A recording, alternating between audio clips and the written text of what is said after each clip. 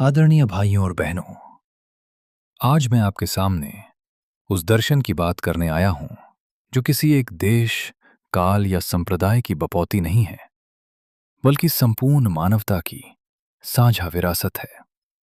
और वो है वेदांत। वेदांत का अर्थ है वेदों का अंत, यानी ज्ञान का सर्वोच्च शिखर। ये कोई रूढ़िवादी धर्म नहीं है, बल्कि जीवन का एक शुद्ध विज्ञान है। वेदांत किसी को पापी नहीं मानता। वो पुकार पुकार कर कहता है कि तुम सब अमृत की संतान हो। उत्तिष्ठत जागृत प्राप्य वरान निबोधत।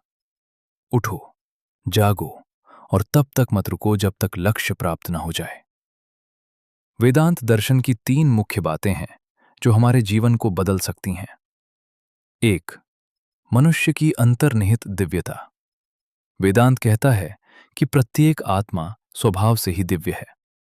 आपके भीतर जो अनंत शक्ति, ज्ञान और आनंद छिपा है, वही ईश्वर है। मंदिर, मस्जिद या चर्च में जाने से पहले अपने भीतर के उस ईश्वर को पहचानो।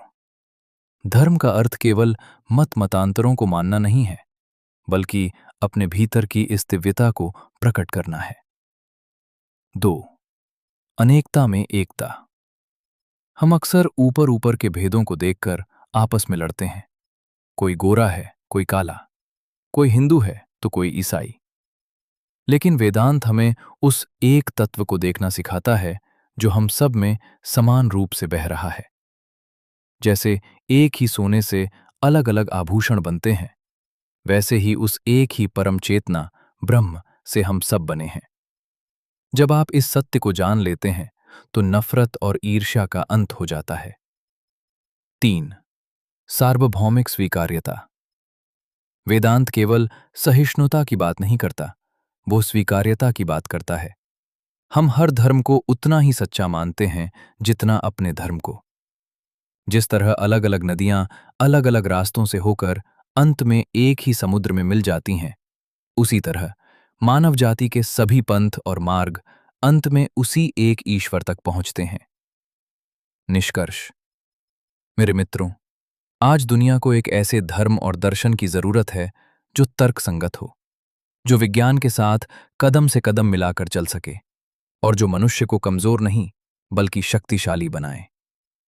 वेदांत हमें यही शक्ति देता है। ये हमें सिखाता है कि खुद पर विश्वास करो। अगर आप इस ब्रह्मांड के रचयिता पर विश्वास करते हैं लेकिन खुद पर विश्वास नहीं करते, तो आप नास्तिक हैं। आइए हम अपने भीतर के डर को त्यागें, अपनी अनंत क्षमता को पहचानें और इस वेदांत के संदेश को अपने जीवन में उतारें। धन्यवाद। जय हिंद।